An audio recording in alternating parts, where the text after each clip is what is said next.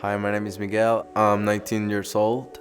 I'm from Colombia and I've been living in New Zealand for 3 years.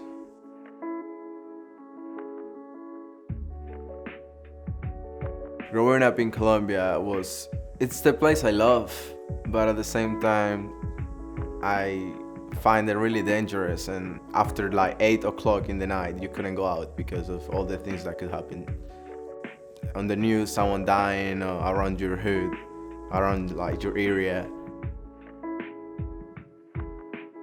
It takes me a really long time to trust people and to actually feel really comfortable. Like it also depends on like the energy or like the way they make me feel. Well, in Nelson, when I got here, I was still feeling kind of weird, like about the thing about going outside and all of that, because you're really used to not doing some things. But then I started to feel more comfortable, and I saw that it was actually like really peaceful in here, and you could actually trust the police, you could trust the people around you. You don't have to worry about the things that I used to worry about before.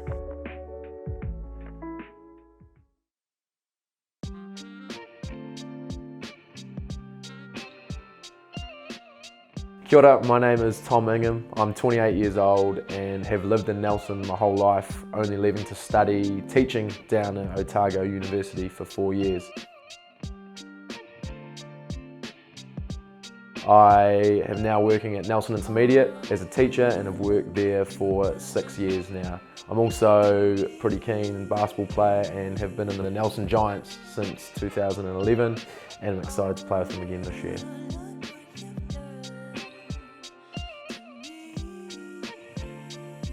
I love this country and I love being a New Zealander. However, I do feel that we are quite sheltered and that we still have a lot to learn about what goes on in our wider world. A lot of our experiences that we go through are completely different to what people like Miguel and other countries have gone through. So I'm really excited to hear what he has to say.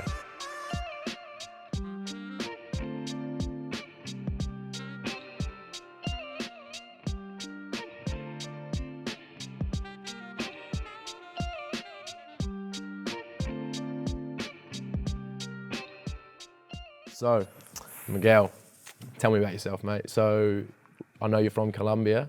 Whereabouts in Colombia? Talk to me. I'm from Colombia, Cali. Right. Yeah.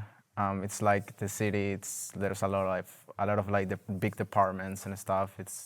You don't really see many like plants and mountains like here around New Zealand. Also, Right. Yeah, so that's like something crazy. In like friends, like school, what does your childhood like in terms of like being around your mates? What does that look like? When I was a kid, I wasn't really like around many people. It was mostly because, how would you say it? Like, let's say there's this part of the road, and then there's another part of the road, and another part of the road, and there were different gang members coming from these guys from the military. So if you hang out with these people here and you're around this area, then the people from the other area would say that you're part of their crew, you're part of them. So there were a lot of kids that would die because of that. And So like, as a kid, like, how do you stay out of that? I grew up like, my parents are Christians, so Right. I grew up like in a really strict family, like Christian family. And I was always the make me laugh guy, because I was like the same kid, you know? Right, I got it. I was, you kind of get my life. When I was a kid, like, it was mostly like that. Yeah. Yeah. And so I just never really talked to like those like guys that were like into stuff like that. I tried to keep myself always separate. I mean, when I was like a small kid, like really little kid, I had like some friends that when they grew up, then you started like hearing stories of them doing bad things and stuff like that too. Yeah. So like, if you think kind of you walking home, like you just rolling around the streets, what are some of the things that you see? Well, if you're going down the street, like let's say, if you wanna go to the center of the city, like where you can buy clothes and all this type of stuff. Yeah. There's always like you have to protect your stuff. Like you can't go around the street without like with your phone on your hands or calling. In your hand. Yeah, on your hand or calling, or even if you're like in a motorbike and you have your phone like just in a stop or something, like you could get like someone could come and steal your stuff at any moment. Like So like, what else? Are you walking down the street? Obviously, losing your stuff is in danger. Like, what's some of the stuff you kind of see? yeah, not much losing your stuff because you get like everybody knows that that could happen, so you know that you have to like not do some things in the street. Yeah. But it mostly like losing your life over this stuff because it's sometimes they just like it's like people there like it's really neat some people and they don't think twice about hurting you for your stuff, so they even could like first like stop you and then take your stuff. Like it's crazy. Like it's like Is that stuff that you see? Like, well, there in the part I grew up, it was like a really dangerous place. So you could always like hear stories, like no, not stories mostly. It was like the news guy, because we used to do like the newspapers, like really old stuff. yeah, right. So he would go like to the houses and like, a new person died, a new person died. And that's just common. Every day, yeah, every day. You see the blood on the streets. So The blood still like yeah, sits on the streets. Yeah, sitting on the streets and stuff. Damn, like that's just, that in itself is just mind blowing. I mean, like, do the dangers kind of change? Like, are there things that, do you get targeted a bit more as you get older rather than? Well, the thing is that, I don't know, I always try to avoid getting into anything. Like, I always try to, like, as I'm telling you, I was a really reserved person, but I always heard stories of people that would like kill someone, or that they would die because they were like looking good, like because they were dressing good, so they got killed because someone got jealous of him. So like stuff like It's the that. jealousy thing. Yeah. So it's like you always try to like. No, I didn't even know what to do, like because everybody's getting killed because of this or that or that. So like, what are you supposed to do? You can't live. Yeah, far out. So like, in terms of like avoiding that, like, I mean, obviously you know that you've got to stick with your family. Like, were there places that you just knew like not to go, like don't set foot? Well, you just don't go out of your block. You just don't go out of your area, because if you go like to another street, like and there was a story. I was with my cousins and we just like to, you know, you're a kid, you don't really pay attention to what your parents say. You just do whatever you want. 100%. I hear you. Yeah, and so we used to just go to different places. Like we used to like go out of our area and like go visit like some places out of nowhere, just in our bikes. We used to have like the cons, and we just like one in the back and the other guy like yeah, right. that type of thing. And there was this day that we went to this area we didn't know about, but we were just like riding around. And then we got caught. Like these guys came to us and they grabbed one of my cousins to the neck and they asked him like, where are you from? Like, because that's something I used to do all the time. Right. Like, where are you from? Like, because they want to know if you're, I don't know, part of some. If you're in the right neighborhood, essentially. Yeah. If you're not part of that neighborhood, then they're gonna do stuff like that. So that's something that used to happen to a lot of kids. So yeah. And there was a time that having like cops like really low was like a trend. Yeah. So a lot of people also like was dying because of that, because we as kids thought it was cool because, I don't know, everyone used to do it, like have the cops like really low. Oh, absolutely, yeah. But it was mostly because the guys didn't want to be recognized, so they were hiding their faces. Right. And because of that, they would target yeah. you because they're like, Yeah. actually, you could be a guy that's Yeah. not. Far out. So like a fashion statement just turns into Yeah. like, could eventually be your life. Yeah, like my cousin, one of my cousins, he used to like love stuff like that, and you know, like he was like a popular kid, so he liked to being all around this type of thing. Yeah. And one day, a guy in a motorbike just pulled over like in the middle of the street, and he got down and he like did this with his like he like touched his pants. Yeah. And he looked at him, and then he looked down and he saw that he was not the guy that he was looking for, and then he left, just out of nowhere. you think that's crazy? Why would you? Yeah. Yeah. I mean, yeah, far out. Like again, like, especially when you come to New Zealand and you're like, I mean, you just don't hear about that. So like, if you're walking around in your neighborhood and the people you need to watch out for in your neighborhood know who you are, like, are you safe? Like, can you walk around and these people that are supposed to be doing these horrible things, like if they know you're from the neighborhood, Yeah, that thing doesn't apply anymore. I think it used to apply when my parents used to be young. It doesn't matter. There's no loyalty. Like Yeah, it's no. just like if you want something, like Yeah. you're taking it. It doesn't matter who it is. Yeah. That's crazy.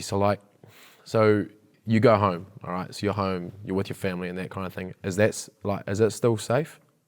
No, well, if you're home, like there were even times that there were like people shooting and then like the you know, Gunshots like, through your gunshots window? through the windows and stuff. Yeah, It's like, man. yeah. So I don't even know what you would call safe. Yeah. Because even in a school, everyone had like guns on them and stuff. Like, Yeah. yeah. Something that blew my mind about your story was like kind of the precautions that you took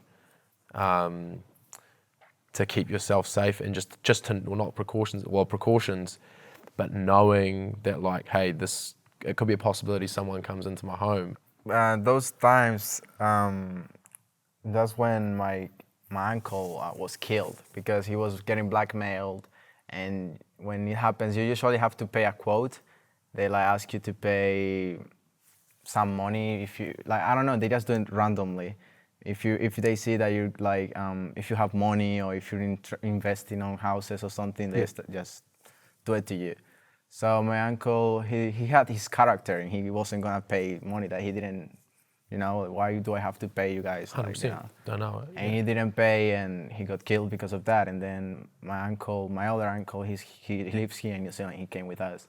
He also almost died because of it, like, yeah. And then it was like I couldn't get out of the house because they were around the area and stuff, like trying to get us all, I guess. Yeah. And so I stopped going to, my mom told me to not go to school. I couldn't tell anybody why. I just couldn't go more to school and I just stood home. Like I was home like all day. I couldn't get out of to any place. It was basically like being locked up in your house. Yeah. And I don't know, I was like, in that moment I was really paranoid and I was scared for my sister's life because I was so scared that I would have like a knife behind my pillows, like under my pillow if anything happened any moment because you never know. It's like, man, it's pretty mind blowing to be honest. And I think like, especially like in New Zealand, like we've got people that are upset about being in lockdown for like 4 or 5 weeks. And like you talk about, it's your life and like you cannot leave. It's not like you can't go to you can go to the supermarket and that's it. Like you cannot leave. Like it was mostly at the end when before coming here. Yeah. Because we were being targeted, but Yeah. before that, like I was still going out, but like yeah, you have to be really cautious and you have to take care of yourself, like. So your street smarts, your survival instincts have got to be on point. Yeah, Because like if they're you not, have to. Yeah. yeah, then obviously you're in trouble. So like, if we think about that, was that kind of like in terms of your uncle, was that the last straw? Yeah, it was. My uncle was like he was like my second father basically, because he was also always around telling me, like he was the one that told me to like I don't know, like he just represents like my second father. He was like the figure I looked up to too. And so at that point it was like, we got to get out, like we have to leave where we're at. Because they were coming for us too, so. So they, wow, all right. We had to leave everything and go to Ecuador. We went to Ecuador and we didn't have anything there. Like we were like sleeping on the floor basically. We had to like get one of my mom's friends was living there, so we could like we went to her house and she gave us food and stuff. But it was crazy living in Ecuador. It was, yeah. Far out. So you get there, like it's crazy. So you're on the run for a start, and then you end up coming to New Zealand. So like, was New Zealand always in the plan, like for you and your family, like to come to New Zealand?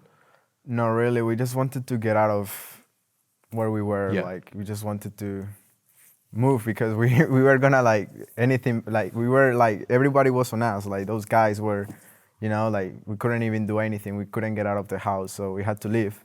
And we came to Ecuador, and then we heard about the program and all of that. And then hearing about New Zealand was like, you know, like we were so happy. Like Yeah. it was, yeah.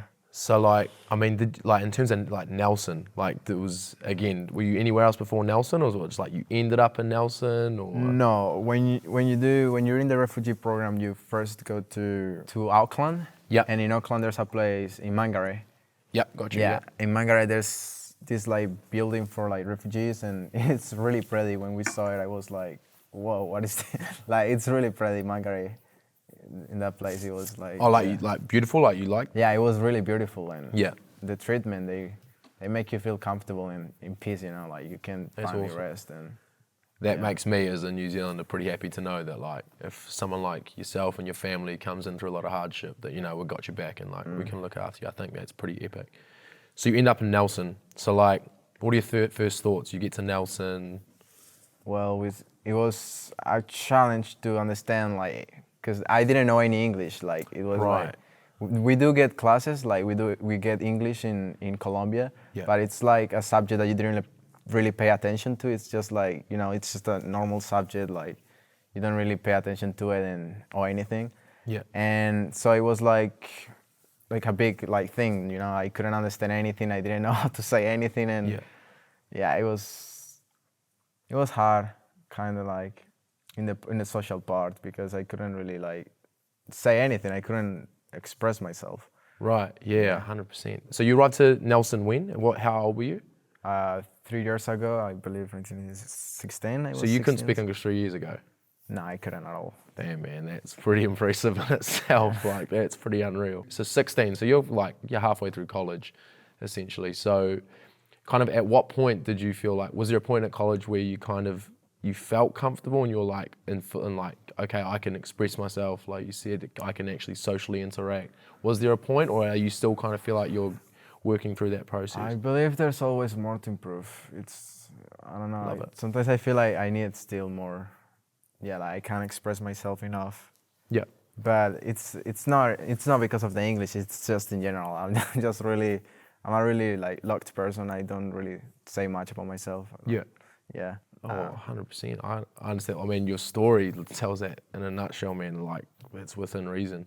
I think it'd be like, I think people will love to hear your story, just because of like, in terms of where you've come from, how far you've come. Like, it's pretty exceptional, man. Like, I'm pretty mind blowing, to be honest with you. It's unbelievable. So like, obviously now you've left college, right? So what's like, what are you doing now? Like, what's your next plan? I'm not really sure, but I'm thinking about maybe going to the Navy. How good. Yeah, maybe doing engineering in the Navy. It's just a possibility, but I'm not really sure. It's trying to figure out. Yeah, and that's exciting, man. So like, spare time, like what do you get around with doing in Nelson? I love going to the gym. Like, I haven't I haven't been going as much as I used to before, but that's something I always have been like doing. Like from 1 year ago. Like, I started 1 year ago. Yeah. It makes me feel good. Going to the gym is just a way of dealing with things. Do you still like obviously, like, I mean, I can't even come to imagine the trauma and whatnot in terms of your childhood in Colombia and Cali, but like, is that stuff that you still feel like that you have to deal with, if you don't mind me asking? No, I mean, when I first got here in New Zealand, I was still like, I had kind of had that mentality of like being careful with things, and maybe that's why I wasn't like also like too social with people. Yeah. Because something just gets stuck in your head. You can't just, okay, I'm in a different place, so I'm just gonna change, and because here is safe here, you just can't get it out of your head. Like, it's just there. Like, I believe that's what I blame, like, of why I am how I am, or why I'm so closed and I can't really like express myself much about things. I think, I mean, it'll take time, mate. Like, you're still so young. Like, It's just part of life. Oh man, At the I moment, hear you, yeah. 100%. I'm just in absolute awe, man. In terms of your story, in terms of how far you've come. Like, for me, it's opened up my eyes in particular, because like, especially as a teacher as well, because I mean, we have a lot of Colombian kids rolling through school as well, who probably have stories that are similar to yours, and I see them and like you, smiling, happy, like, and like, you just don't see that other side. So to hear what you're talking about, and kind of like to hear about the things that you've come through and how strong you've come up the other side. Like I read saying you topped your English class. Is that right? Tell me about that. You got to, come on, humble brag. You got to talk to me. I don't know. I loved English. Like Yeah. it was because it was like a big challenge, and I used to I love doing like having to like confront challenges. It's in English to me was like a big barrier, and I don't like having barriers. Yeah, So for sure. I just love the subject. It's what I love to do, and yeah, I became top of the class. And I just think that's epic how you've just like, it's a barrier, so like it's like, right, bang, I gotta go smash that straight away. I think that's epic, like, and that's something that like I think again would teach, like, I'd love to get you into school to talk, like, no joke, like I would genuinely love to get you into school to come and talk to my kids, because I think to hear what you have to say, like, I think they'd just look at you and just be like, wow, like, pretty inspirational, man. Like, it's pretty epic. oh, thank you. No, like seriously, I know you're probably just like, all right, mate, but it's it is seriously, man. So Miguel, it's been seriously, dude. It's been, I'd shake your hand if I could. There you go, mate. But seriously, dude, it's been so epic talking to you, and I'm sure this won't be the last time that we talk, because we'll 100% get you along to a game, and we'll get you along the sidelines so you can get the full atmosphere, and we'll sort you out.